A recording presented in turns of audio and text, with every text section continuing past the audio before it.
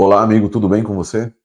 É muito legal poder gravar mais um vídeo com você. Você sabe que aqui no nosso canal, mesmo que a gente tenha tido um tempo longe, porque eu estou aqui na Nova Zelândia, no nosso novo campo de trabalho, aqui no nosso canal nós temos o objetivo de trazer para você informações bíblicas, de trazer para você boa informação teológica e trazer para você também conhecimento. Isso é o objetivo principal do meu canal, o objetivo principal do nosso canal é permitir que nós possamos conversar a respeito da palavra de Deus. Vocês sabem que a minha função principal eu sou pastor distrital, eu tenho 2 igrejas para cuidar e muitas vezes eu não consigo, de fato, gravar tudo que eu gostaria de fazer por causa do trabalho ministerial. Obviamente que eu tenho também um campo de trabalho que é a internet. Eu tenho um campo de trabalho são os brasileiros e pessoas de língua portuguesa que estão espalhados pelo mundo, em muitos lugares. O nosso canal tem sido acessado por pessoas na Nova Zelândia, aqui, claro, onde eu estou, no Brasil principalmente, Portugal e outros países de língua brasileira, língua portuguesa e também de língua hispana, e muitos casos estão na Europa e em outros lugares também. Por isso, muchas gracias a todos los que están mirando el canal. Acá nosotros tenemos informaciones importantes de la palabra de Dios para ustedes. Eh, o vídeo vai ser em português, o vídeo de hoje é em português, a maior parte dos vídeos do nosso canal são em português. Mas você pode colocar ali uma legendinha, ali embaixo, colocar a legenda, que o YouTube faz automaticamente, e dá para entender bastante, viu? Seja em português, seja em inglês, em vários idiomas. Se não me engano, o Google traduz para 90 idiomas. Mas por que que estamos com esse vídeo de hoje? Obviamente que eu tenho que voltar a gravar vídeos para vocês, temos a intenção de fazê-lo, minha esposa sempre me cobra, e ela sempre fala: "Pastor Sérgio, você tem que gravar mais vídeos para o canal". Eu falo: "Eu sei, amor, eu preciso gravar efetivamente". Mas eu estou sentindo muita falta dos meninos lá do nosso canal, do Miqueias, o nosso diretor, a voz do além, né, o Wallace, a voz do Aquém, né, o Wallace, o John, a voz do além. Sentindo falta do Alisson, do Maurão, daquela turma toda que nos ajudava no canal.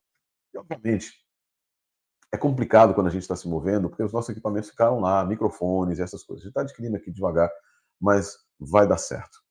O vídeo de hoje é um vídeo muito interessante. E é um vídeo de algo que eu sempre disse que eu não sou uma pessoa para fazer isso.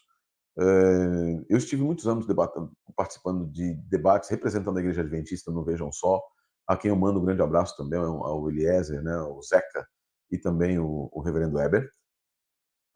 E ali nós estivemos conversando com outras pessoas a respeito de debates dos pontos de vista teológicos deles e nossos adventistas.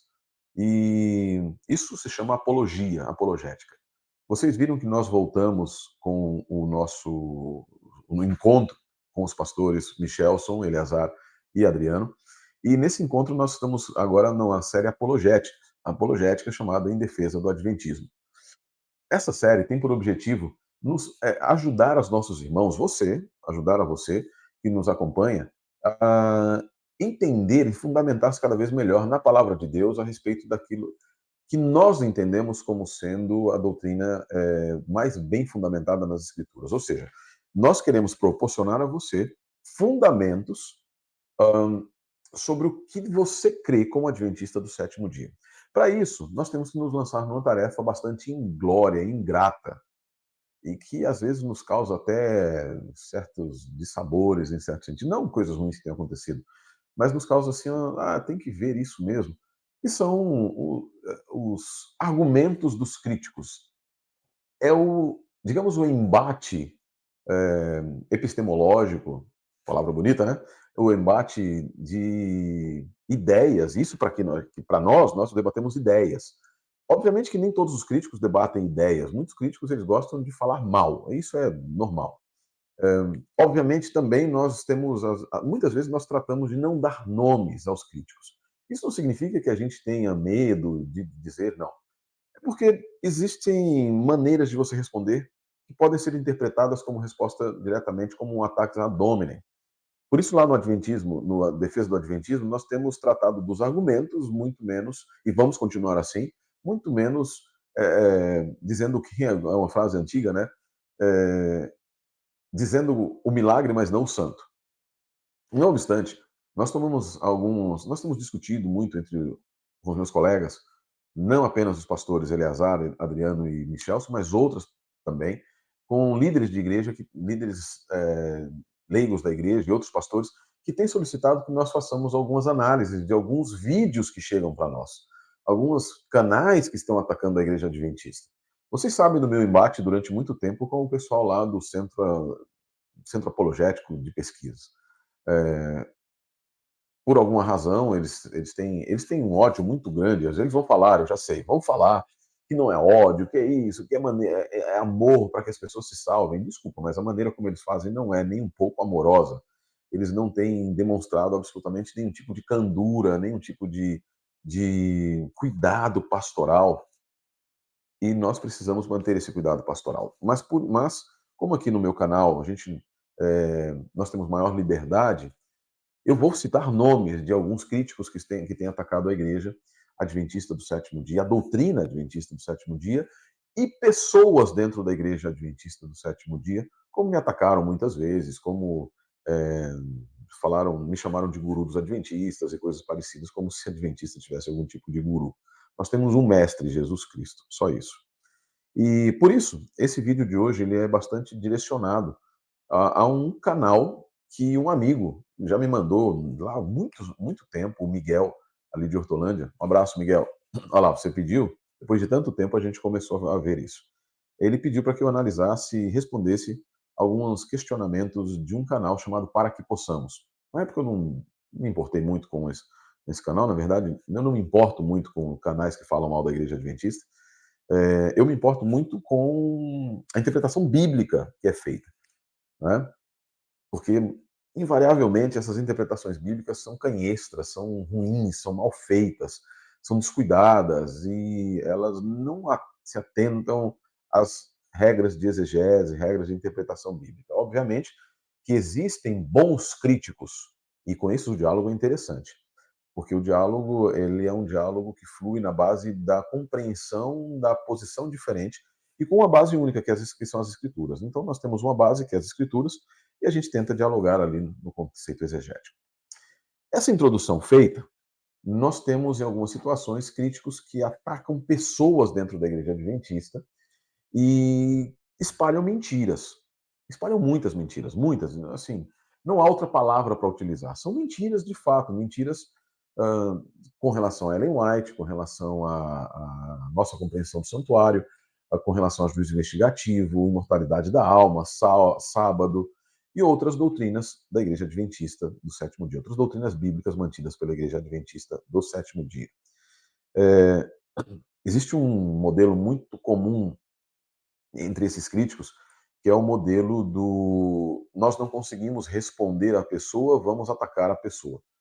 E eu não estou dizendo que eles não tenham capacidade de responder, de analisar exegeticamente textos bíblicos.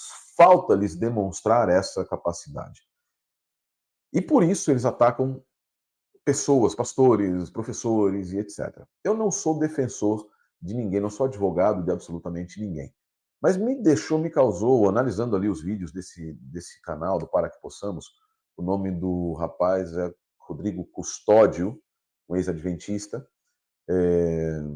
Não faço juízo de valor, não me importa porque ele atacou a igreja, porque que ele se levantou contra a igreja. Não me importa. Sinceramente, não é algo que me interesse diretamente isso. Me interessa o resultado do que ele está fazendo.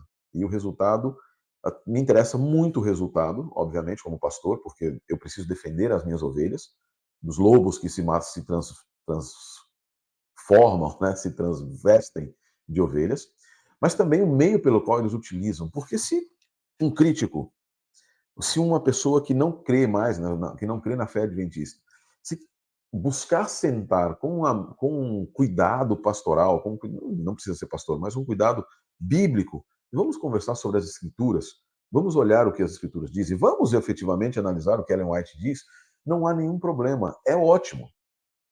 Na minha igreja, nas minhas igrejas aqui, nas igrejas que eu cuidei no Brasil e também quando era capelão, eu sempre dizia: eu prefiro membros incomodados e me questionando do que membros acomodados e que não saibam responder questionamentos.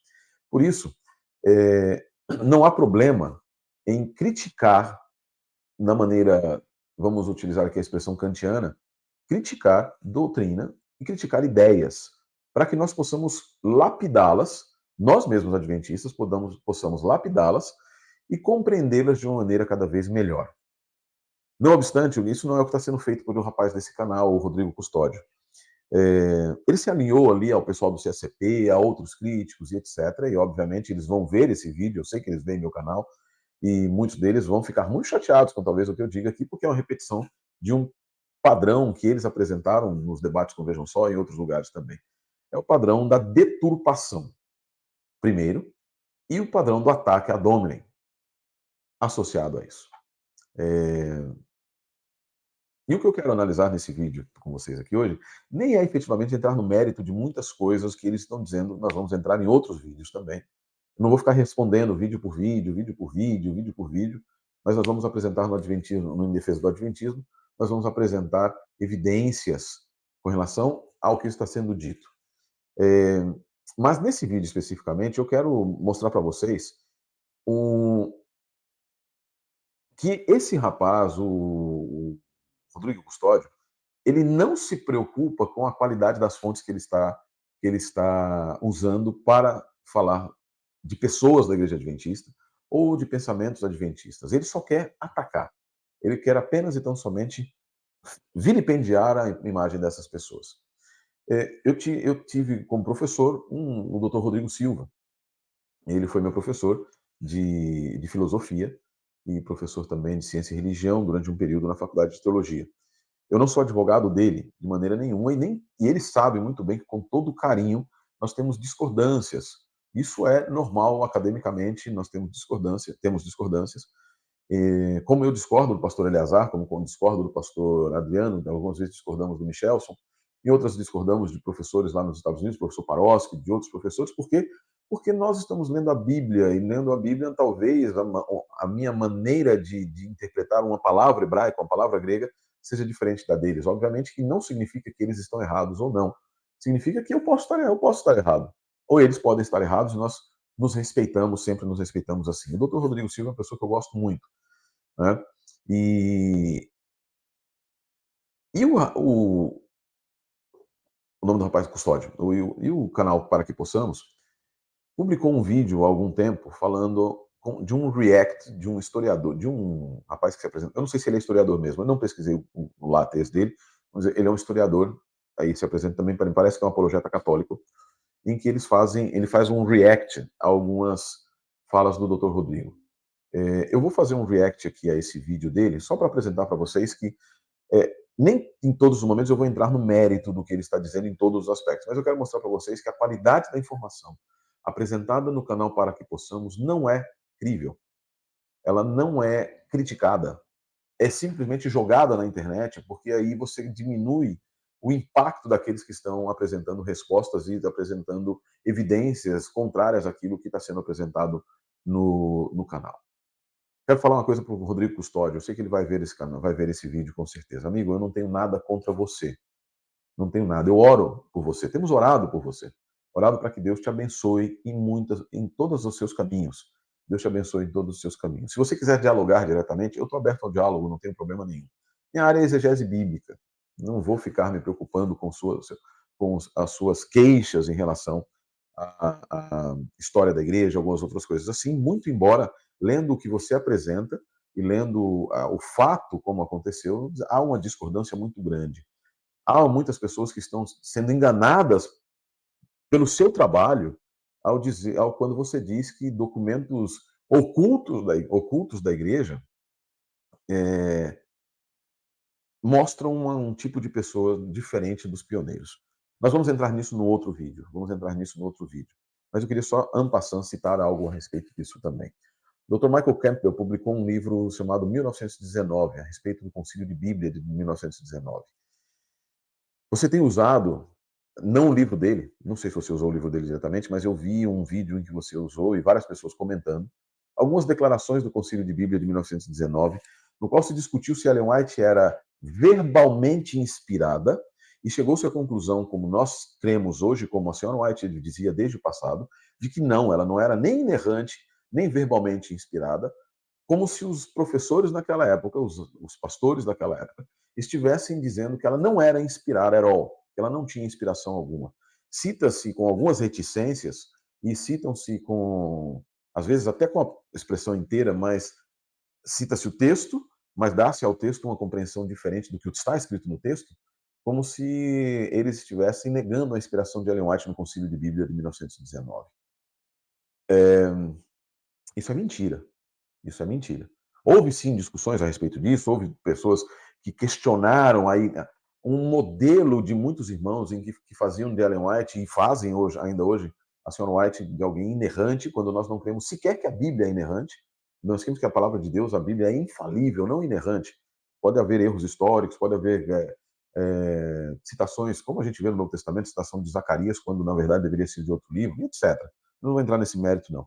Mas nós não cremos em inerrância nem da palavra de Deus e muito menos da senhora White, que é subordinada às Escrituras.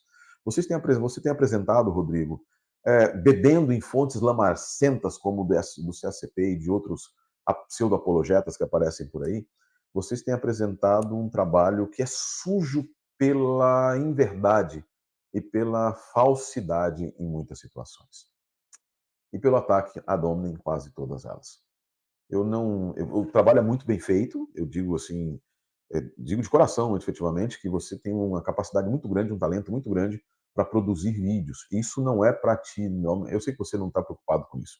Não é nem para te chamar para tentar alinhar as nossas perspectivas por um apelo à fraternidade. Não tenho muita preocupação com isso. Eu tenho preocupação com o que o texto bíblico diz, com a realidade, com a verdade. Você pode até dizer, não, você é pastor da igreja, quer manter o seu salário. Não, amigo, não é essa a minha preocupação. O presidente da associação onde eu trabalho sabe que a minha única expressão em português, o meu único comprometimento é com a palavra de Deus. Eu costumo brincar com o meu presidente, o presidente aqui, que é uma pessoa maravilhosa, que eu só tenho um chefe. O meu chefe é Deus. Eles são coordenadores do meu trabalho. Coordenadores guiados pelo Espírito Santo para dizer a mim e aos outros pastores que cuidamos de igrejas, se a gente está, de repente, fazendo absolutamente todas as coisas como Deus quer, não como a igreja quer. Ok? Então, olha só, quando você fala a respeito do Rodrigo Silva nesse React, eu vou colocar aqui para as pessoas verem, e eu vou parar em alguns momentos para fazer alguns comentários sobre o que o rapaz comentou nesse React, tá bom? Eu vou colocar aqui, deixa eu ver aqui como é que está o nosso aqui. Deixa eu ver aqui. Alice é isso aqui, ó. O React é mais ou menos, você colocou ali, é uma se chama Rodrigo Silva e Constantino. E aí apresentou o que nós estamos vendo ali na tela. Deixa eu ver onde é que a gente tem aqui para colocar um layout mais legal, né. Então vamos lá aqui, eu vou apresentar. Acho que é assim que apresenta, né? Não, não é assim também não. Eu tenho um problema sério com essas coisas aqui. Ali, ó, você tem, é isso aqui. Vamos colocar assim? E aí vamos colocar para dar uma olhadinha em algumas coisas que você apresenta e etc, para a gente ver o que a gente pode fazer. É sério, vai cortar isso mesmo? Fala o que você tiver na sua cabeça, o react tem que ser espontâneo. Olha, eu estou aqui contra a minha vontade, porque os meus amigos me puseram para reagir a um vídeo que eu não sei qual é, mas eu estou aqui para reagir com vocês. Vamos ver. Eu não sei qual é, vocês também não sabem, vamos ver. Ó, eu duvido que ele não soubesse qual era. Já começa com algo muito meio que é meio em verdade. Vocês vão ver na produção do vídeo, eu não vou passar todos, são 10 minutos, vou passar alguns pontos, porque obviamente nem tudo que está ali, que ele não errou em tudo que está ali. Eu não sei o nome do rapaz que está fazendo o React, mas ele não errou em tudo, na verdade, porque obviamente ele não poderia nem ter sido a graduação da faculdade de História. Mas, assim, em vários pontos ele comete alguns deslizes, né, e algumas vezes ele força um pouco a evidência também. Mas eu duvido que ele não soubesse efetivamente o que era. Só que, de maneira muito engenhosa, Constantino disse que Jesus apareceu para ele no sol e que Jesus é o próprio Mitras e que ele veio.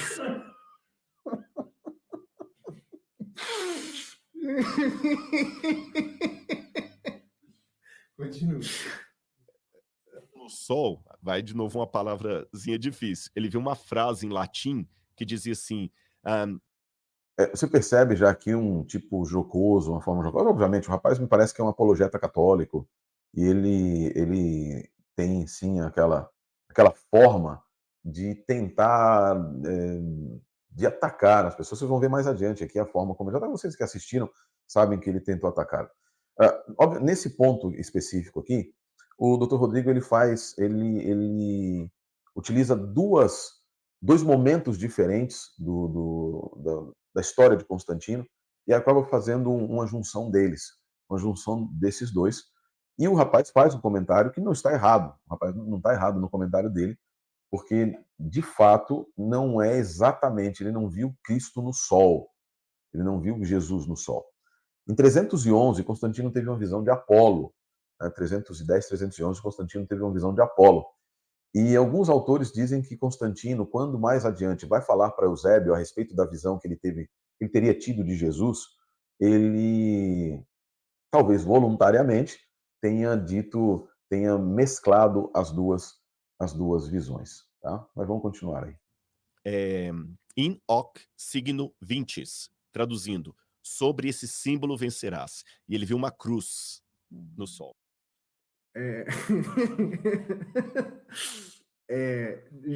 Constantino não viu Jesus no sol, nunca alegou isso.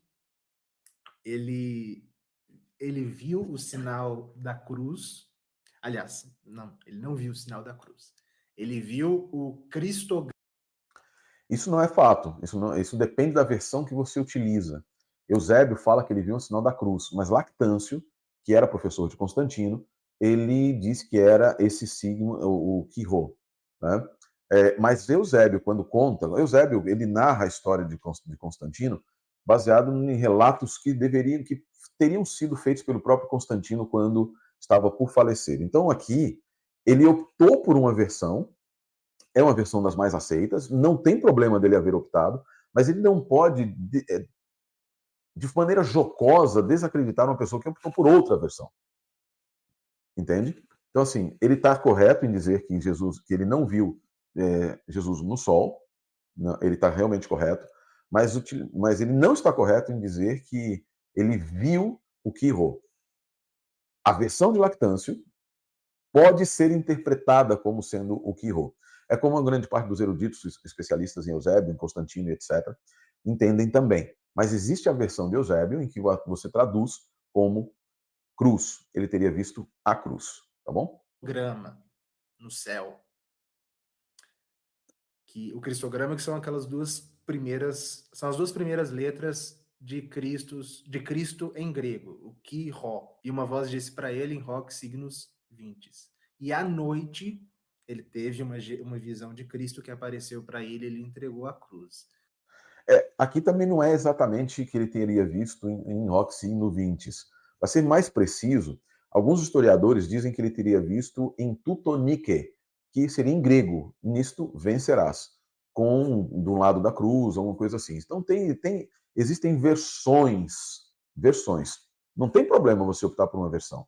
Você não pode, o que eu acredito que é muito ruim, e aí do ponto de vista do rapaz, aqui ele está fazendo uma reação, não sei se foi encomendado pelo custódio, não sei como foi, mas aqui o grande problema é que um canal que se propõe a dizer que as coisas estão erradas deveria ter olhado primeiramente se o rapaz que está fazendo o react não está cometendo alguns erros factuais ou forçando certas situações.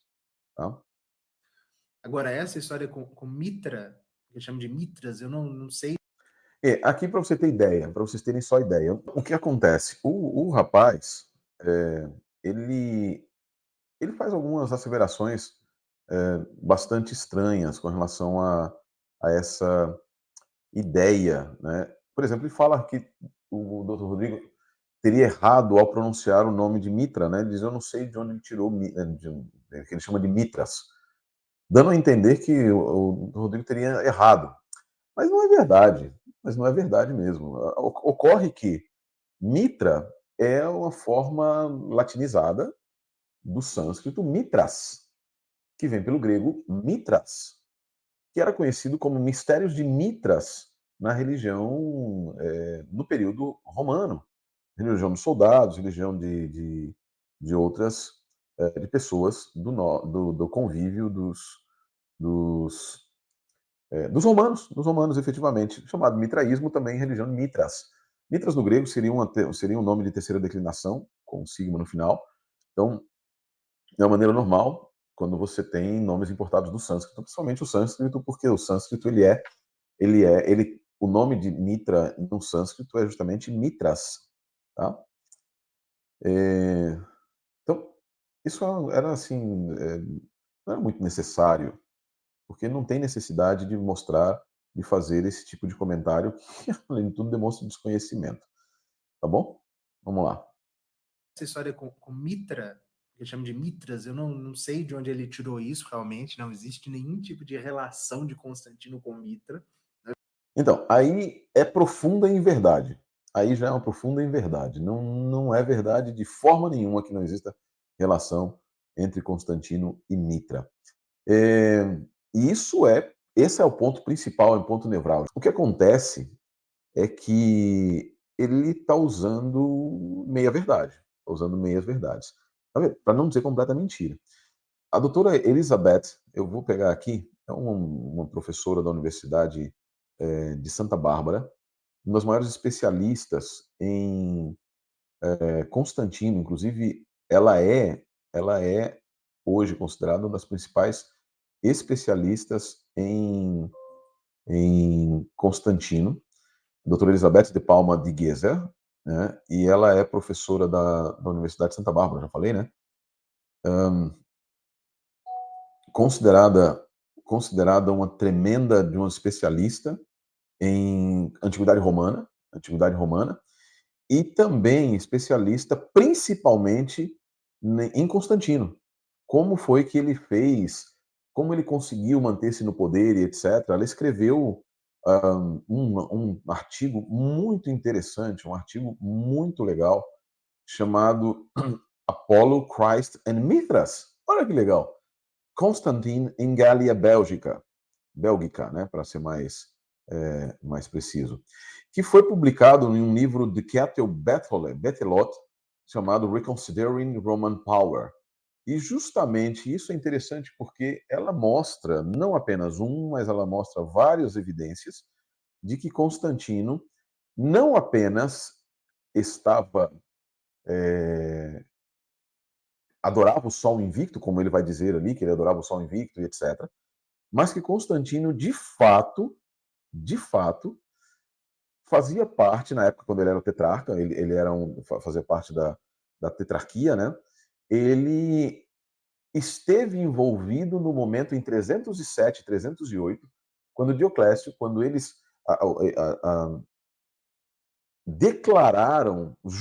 solenemente juraram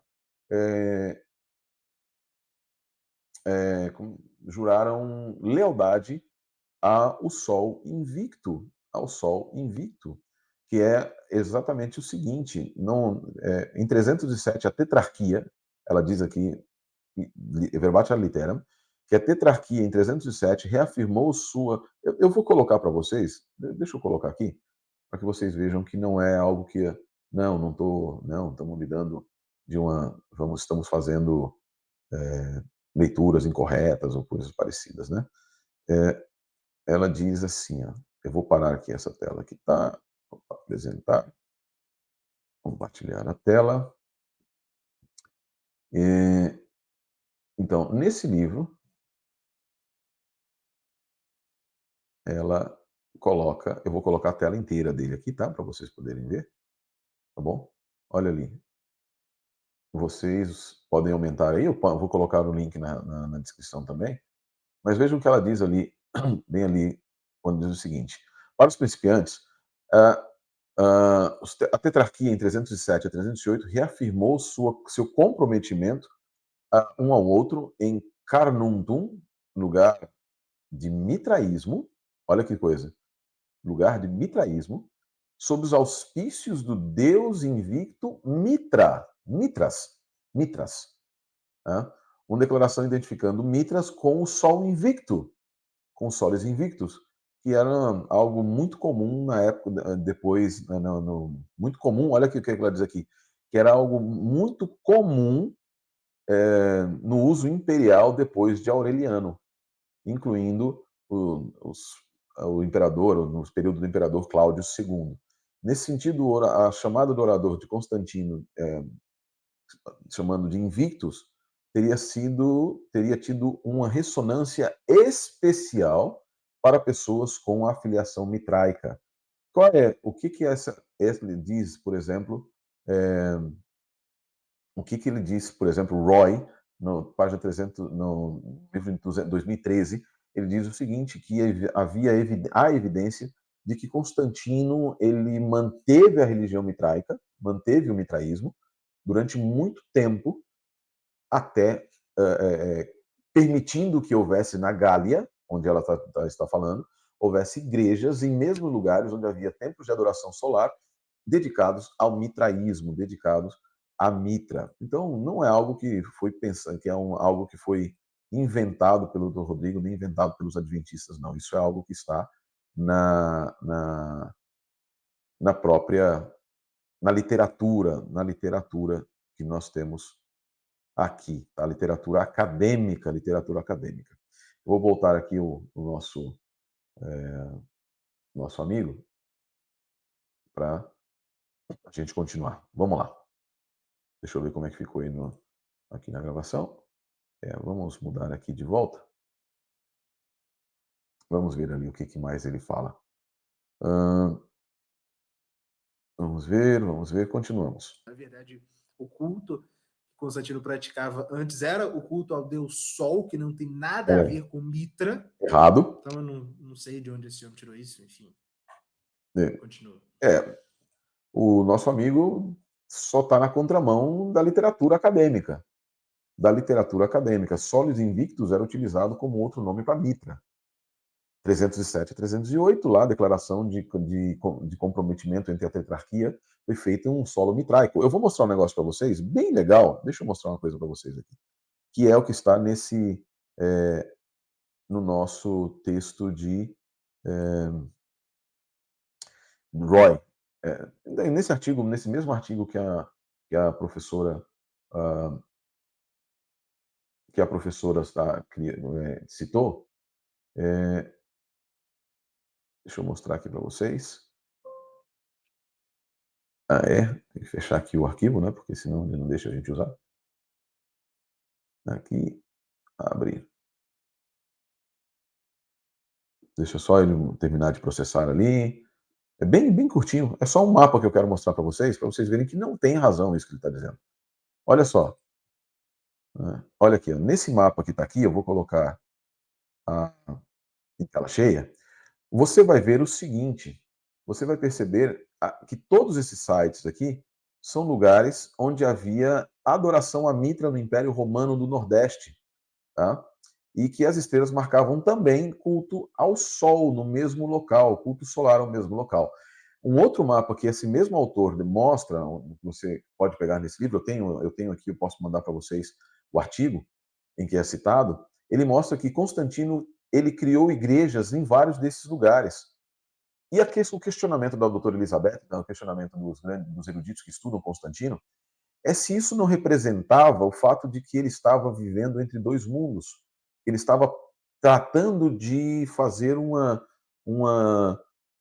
justamente uma simbiose, como o Dr. Rodrigo diz. Entende? Então a literatura acadêmica não é tanto... De novo, isso aconteceu na época quando eu estava na discussão sobre os fariseus com o pessoal do CACP, em que não se lia a literatura mais corrente, mais atual, e também se mascarava certas versões, outras versões e outros estudos acadêmicos e outros estudos mais, digamos que até mais factíveis, melhores. Eu não vou tirar a palavra melhores aqui, mas outros estudos que demonstrariam de outra forma que eles estavam que a maneira mais correta de compreender é outra, e que aquele que é o oponente teria razão, no caso aqui, aquela pessoa que ele está analisando, que é o Dr. Rodrigo Silva. Então, não é verdade. não é verdade que Constantino não tivesse absolutamente nada a ver com o mitraísmo. O culto ao Sol invicto era uma mescla de religiosidade com antigos cultos romanos, obviamente, antigos cultos romanos, mas com influência do mitraísmo, como é reconhecido por quase todos os estudiosos do fenômeno da religião mitraica dentro dos mistérios de Mitras dentro de Roma, lá em Roma. Tá bom? Vamos voltar? Vamos ver o que mais a gente encontra ali? Vamos lá. O que mais, amigão? Então ali ele fez uma simbiose, uma mistura, um sincretismo entre cristianismo e mitraísmo. Ele deu liberdade de culto aos cristãos. Olha, essa é nova, porque que Constantino, eles dizem, né, que Constantino teria paganizado o cristianismo com as... Quem disse? Eu não sei, ninguém diz isso, que Constantino paganizou o cristianismo. Na verdade, todos os autores historiadores da igreja, eu vou repetir pela terceira vez, todos os historiadores da igreja, o nome do rapaz que eu estou vendo ali é Lucas, se não me engano, dizem que a paganização do cristianismo aconteceu antes de Constantino. Não! Samuel Bacchiocchi, que você pode não acreditar, pode não aceitar, mas estudou na Pontifícia Gregoriana de Roma, ele, trabalhando ali a questão do sábado e do domingo, ele mostra que a paganização do cristianismo começa ao final do primeiro século. Ao final do primeiro século. Qualquer autor não preconceituoso e não tentando mudar a história vai se lembrar que a paganização do cristianismo ocorre como uma tentativa por dois principais fatores. Primeiro, uma tentativa de se afastar do judaísmo, que a gente já vê ali em Irineu, já vê ali em Inácio, no final do primeiro século, início do segundo século. E por outra razão também, que é a conversão de filósofos, a conversão de gregos, helenistas, ao cristianismo e a aceitação dessas filosofias. Então não tem nada a ver com nós nunca dissemos que Constantino tentou paganizar o cristianismo ou paganizou o cristianismo. Isso é teoria de conspiração, é Zeitgeist e todas essas coisas aí que eu não sei, também não tem nada a ver com a gente. Não tem nada a ver com o Dr. Rodrigo, não tem nada a ver conosco, não tem nada a ver com os adventistas. Rodrigo Custódio, né? Rodrigo Custódio, esse vídeo é mentiroso. Então não faz muito sentido você tê-lo aqui com acusações que você sabe, ou acredito que você saiba, que são falsas nesses aspectos. Nesse aspecto especificamente. Nós nunca ensinamos que Constantino paganizou o cristianismo. Nós ensinamos que o cristianismo foi se paganizando desde o final da era apostólica. E Constantino, ele apresenta o nosso ponto com Constantino, o nosso principal ponto com Constantino, é com relação ao decreto de Constantino, 7 de março de 321. Isso. Nós não acreditamos que Constantino convocou o concílio de Nicéia para paganizar o cristianismo, como acusam por aí, não só os adventistas, mas acusam o cristianismo de ser uma invenção. Anti-missionários judeus dizem que tudo foi criado. Zeitgeist diz que Constantino tem um gênio do cristianismo, na verdade não é Paulo, é Constantino, que cria um monte de coisas que vão ser, inclusive versões da Bíblia, textos gregos que vão ser encontrados, histórias. É um gênio, Constantino. Nós não cremos em nada disso, não. O amigo aí está totalmente, redondamente enganado. As religiões tradicionais romanas, com a religião tradicional romana. Agora, com o mitraísmo, para quem não sabe, é uma religião de origem oriental, Persa. dentre uma das várias que invadiu o Império Romano a partir do século III, se não me engano. Antes. Com o maniqueísmo e outros. E que, no século IV, de fato, fez muitos prosélitos no Império Romano. Não só no século IV, mas antes mesmo. Agora, não há nenhum tipo de relação de Constantino com a religião de Mitra. Nenhuma. Erradinho, hein, brother? 307, 308, juntamente com os outros participantes da tetrarquia, eles foram lá declarar o comprometimento em um lugar em que eles estavam com Deus Sol, Mitras, o Deus Sol invicto, Mitras. Tá lá. É documento histórico. E não é dito por adventistas, é dito na Enciclopédia Britânica, no Wikipedia, amigão. Você podia ter pesquisado no Wikipedia, Rodrigo, para não passar por esse tipo de coisa. Assim, o que o rapaz está dizendo, ele tem todo o direito de dizer isso, porque ele é um apologeta católico, me parece. Ele tem todo o direito. O que não tem direito é, por exemplo, uma pessoa, o pessoal do CACP dizer assim, eu sou historiador e concordo 100%. Concorda 100% com o erro? É normal. O pessoal do CACP errar é normal. normal, é esperado, não tem problema nenhum. Mas você poderia ter feito uma pesquisa melhor, amigão. Poderia ter feito uma pesquisa melhor. Eu não vou ser muito. Eu posso não estar sendo tão pastoral quanto o pastor Adriano, o Adriano Cecílio no vídeo dele, mas é difícil, amigão. É difícil mesmo. E eu não estou aqui para defender o doutor Rodrigo, não. São os fatos que estão sendo apresentados que estão incorretos. Ele antes praticava o culto romano tradicional. Ele adorava o Sol Invictus. É isso mesmo. Deus Sol. Mas nada a ver com Mitra, né? Então essa é uma acusação nova. Né? Não é nova a ideia de que Constantino teria contaminado o cristianismo com o paganismo, mas que ele fez uma mistura. Vamos ver se ele explica. Olha, nem precisa explicar, não é algo que o professor Rodrigo está dizendo, né? Que seja incorreto, não, amigo. Assim, de fato, a gente nunca disse que Constantino paganizou. O que a gente está dizendo, o doutor Rodrigo está dizendo, é que no período de Constantino, há uma simbiose do culto solar, do culto a Mitra, do culto ao Deus Sol. Não que a paganização do cristianismo aconteceu naquele tempo. A paganização ali não é o início da paganização, na verdade é só seu aprofundamento. É só seu aprofundamento, tá?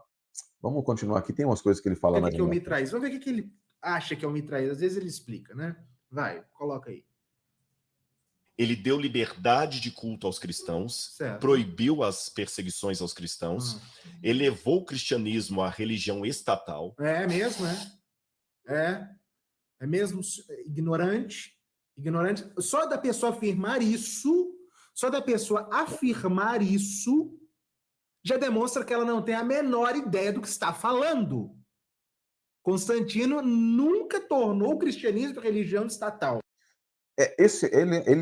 Aqui o rapaz ele comete um erro de de fato, Constantino não declarou em nenhum dos momentos dizendo essa é a religião do Estado, etc. Ele permitiu que as pessoas tivessem suas outras religiões, etc. Mas o fato do imperador haver se convertido, ele é automaticamente reconhecido pelos estudiosos, meu querido amigo, que chama o Dr. Rodrigo de ignorante, etc., como sendo uma declaração de que a religião do Império passaria a ser a religião cristã. Obviamente que você vai ter posteriormente, 380, vai ter no ano 530, você vai ter as declarações de poder temporal e de fato, declarativa de que agora é uma religião do Estado. Só que lembre, na figura do império, o Estado é representado pelo seu imperador.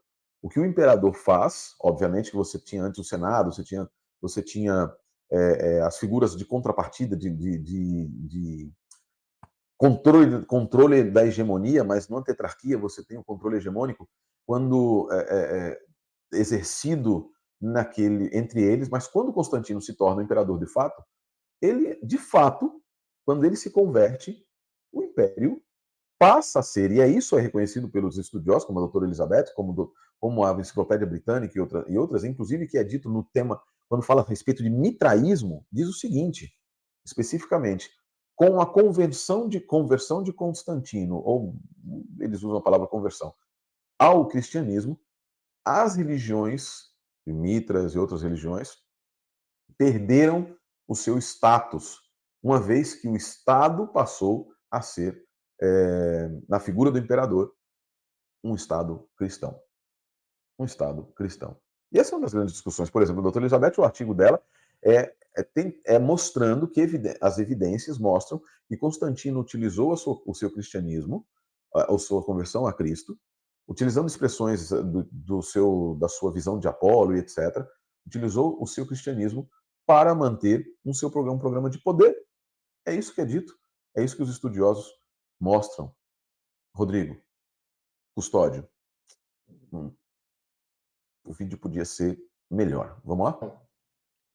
Até porque ele não tinha nem condições de fazê-lo, porque quando ele começou o seu processo de conversão, os cristãos, os católicos, né, que ao contrário do que esse senhor dirá, os cristãos eram católicos, não era nem 10% da população romana.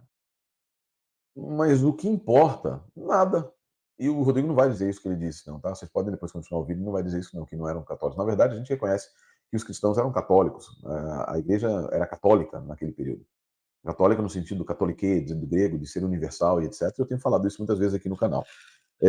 O período primitivo da igreja, na igreja não havia tantas divisões efetivas. É posteriormente a isso, a esse momento, e essa paganização, e essas perseguições que brotam nesse tempo, que você vai ter as pessoas indo para as montanhas e começam tudo, principalmente posteriormente, já depois do ano 500, já depois do chamado início do poder temporal da igreja, né?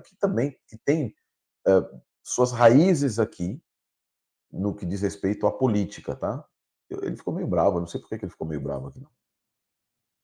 Constantino deu liberdade de culto em 313. Quem tornou o cristianismo... Assim, sendo bem franco, sendo sincero, na verdade não é fato. Quem colocou o édito é de Lactâncio.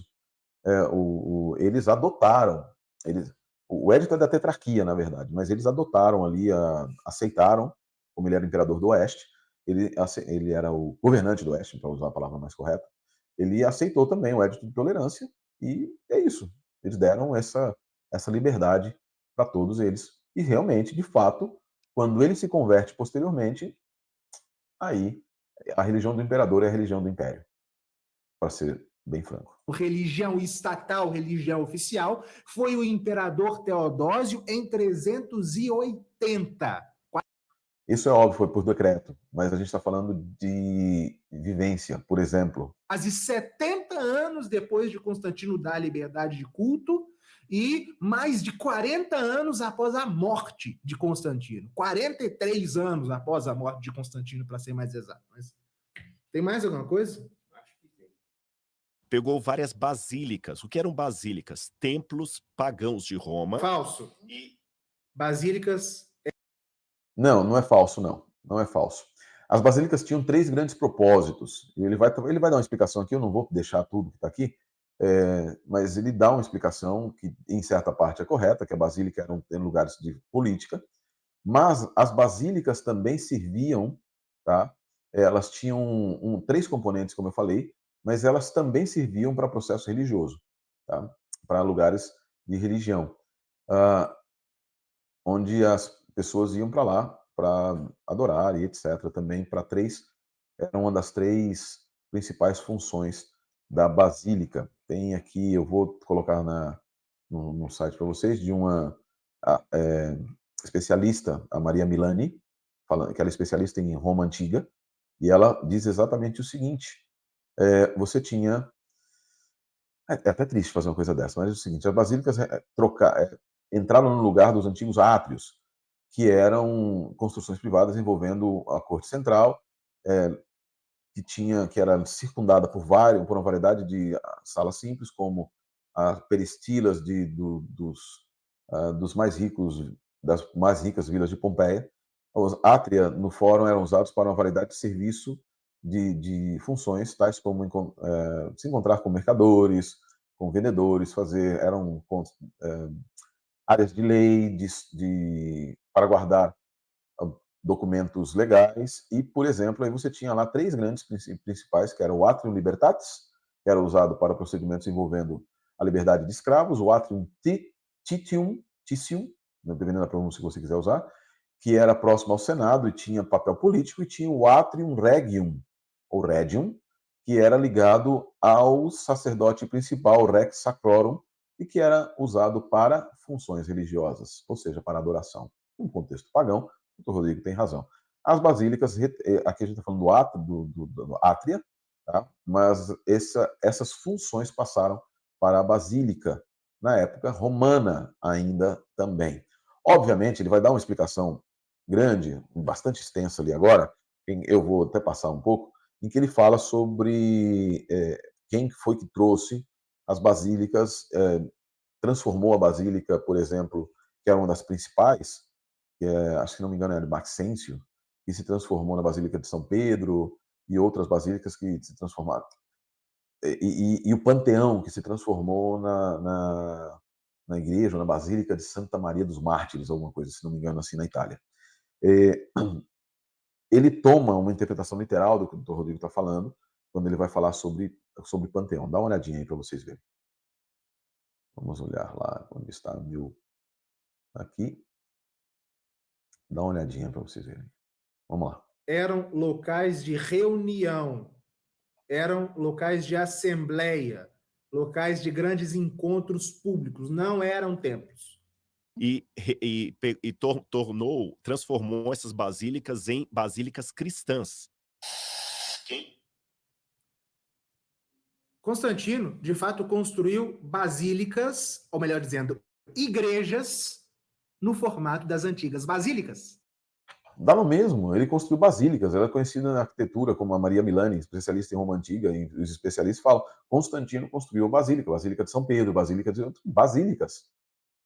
É semântica. Semântica. Que eram, né? Que é aquele estilo arquitetônico que vai prevalecer na construção das igrejas, nas grandes igrejas, por todos os séculos. Basílica não era um local de culto, era um local de reunião.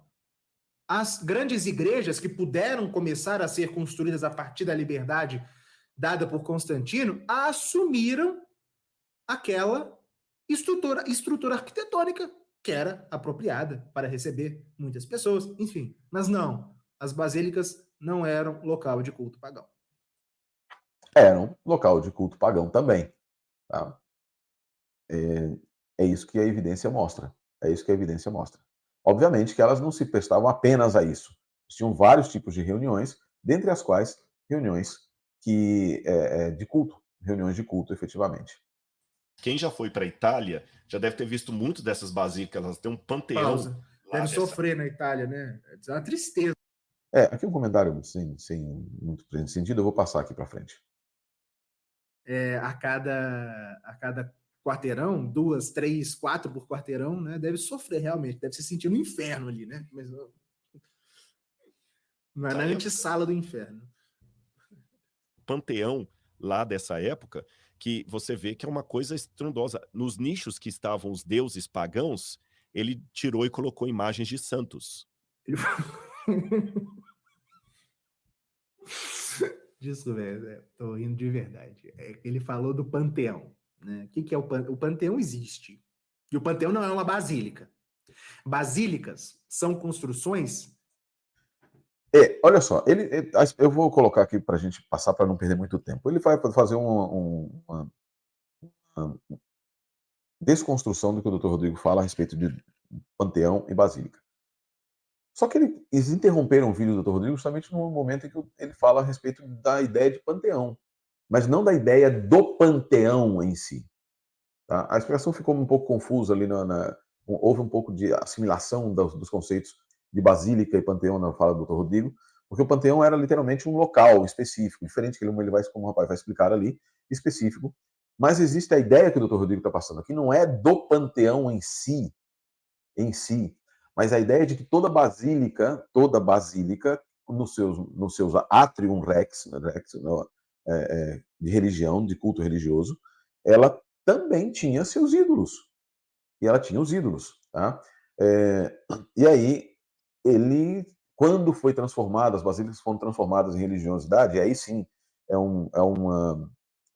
um deslocamento temporal aqui, o Rodrigo fala, ele corrige esse deslocamento, na verdade, o que acontece é que o panteão em si, ele vai ser doado no ano 609 pelo imperador Focas, né? Vai ser doado no ano 609, e aí ele transforma efetivamente o panteão em uma basílica, em uma igreja naquele período. E aí tem toda a história do desfazimento, etc. Mas o que o Dr. Rodrigo está falando aqui não é exatamente relacionado àquele panteão que se transformou naquela basílica de Santa Maria dos Mártires, mas a ideia de que havia muitos deuses, um panteão, muitos deuses, e que esses deuses, em vários locais, na Basílica de São Pedro e em outros lugares, foram trocados, desses deuses foram trocados por figuras cristãs. Isso é uma história que é muito conhecida na Itália, no Vaticano, em vários outros lugares, por exemplo, em que as estátuas de Pedro, Paulo e etc. são estátuas de deuses romanos que estavam ali, naquele lugar. Tá? Eu não fui na Itália, não fui ao Vaticano, não posso dizer, mas é algo extremamente conhecido de todas as pessoas. Em formato retangular, certo? Enquanto o panteão, que era o templo de todos os deuses, tem formato circular, ele é redondo. Está de pé lá em Roma até hoje. E de fato é uma igreja. De fato era um templo pagão, mas foi convertido em igreja. Por Constantino? Não, meu caro. Isso foi feito no ano 609, se não me engano. Constantino morreu em 337. Ah, isso é Quando, verdade. no tempo de Teodósio, que tornou o cristianismo religião oficial do Império Romano, os templos foram fechados, o panteão, que era o templo de todos Ia os ser deuses, destruído. foram fechados. Foi Ia ser fechado destruído. também. E ele ia ser demolido no começo do século VII, no tempo do imperador bizantino Focas.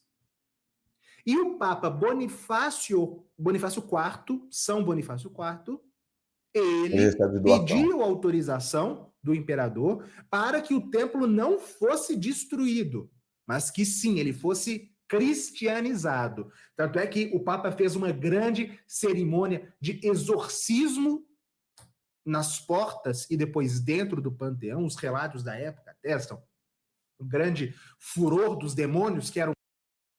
Atestam na concepção dele, na verdade, né? Assim, são histórias naquele. Veja, ele prefere, ele é seletivo, ele é bastante seletivo. Claro, ele pode fazer isso porque ele é católico, ele tem que fazer isso, ele tem que manter ali a ideia de que de que o que aconteceu foi um milagre, de fato. Essas histórias, são só histórias. Não existe nenhum tipo de veracidade real nisso. São histórias da tradição católica cristã. Bem, amigos, olha, ele vai continuar falando aqui sobre a mesma coisa, vai demorar bastante falando sobre isso, falando sobre Foram a trazidas igreja, aos montes para sobre o panteão, inclusive, relíquias e né, etc. houve um significado especial nisso, porque foi justamente para não adorar aqueles falsos deuses que eram cultuados no panteão que aqueles mártires morreram, então foram levados, né, levadas as relíquias dos mártires para serem veneradas. Né? Mas os mártires que morreram, foi no período cristão, antes da paganização da igreja.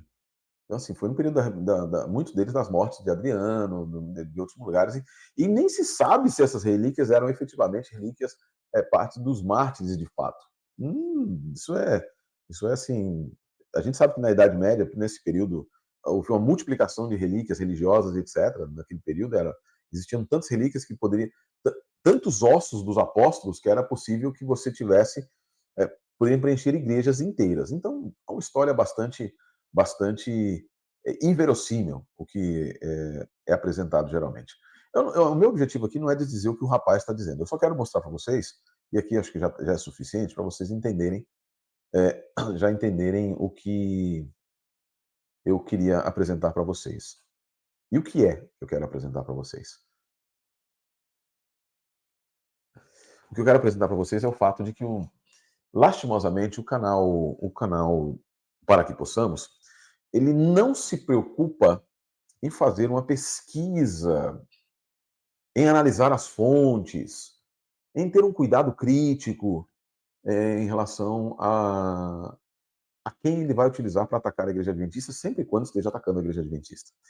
Ou seja, ele tem ele tem um pensamento crítico com relação à igreja e critica absolutamente tudo que a igreja fizer, que os pensamentos da igreja, mas ele não tem o pensamento crítico da mesma maneira, não usa a mesma medida para dizer se algo é factível ou não. É triste, bastante triste mesmo. Queridos, esse vídeo não é um vídeo de refutação de muitas coisas do canal. Talvez a gente faça mais alguns aí. Até ficou um pouco longo, mas react é sempre complicado. Um vídeo de 9 minutos gerou um react de quase 1 hora, né? Quase 1 hora. E eu peço a Deus que toque no coração de cada um de vocês que está assistindo esse vídeo, outros vídeos dos meus colegas. E também você que está assistindo o canal do Rodrigo, saiba, o canal Para Que Possamos, que você possa saber, de fato, que não há nenhuma veracidade no que está sendo apresentado ali, porque o padrão que está sendo apresentado aqui, de ataque a pessoas, independente de estarem sendo feito ataques baseados em mentira, e é o descuido, ou mesmo, não o descuido em si, mas a seletividade no material para ser utilizado para criticar, é padrão do canal. Então, assim, não prestem atenção. Não deixe que essas pessoas maculem a sua fé com coisas tão sem sentido, com coisas tão pequenas e com meias verdades misturadas a completas mentiras. E que Deus abençoe todos vocês. Um grande abraço. Nós voltamos com outros vídeos dentro em breve, viu? Um abração, fique com Deus. Um abraço. Aí é aquele momento em que eu falo um abraço e fico mais meia hora falando com vocês, né? Deus abençoe todos vocês. Shalom Aleichem.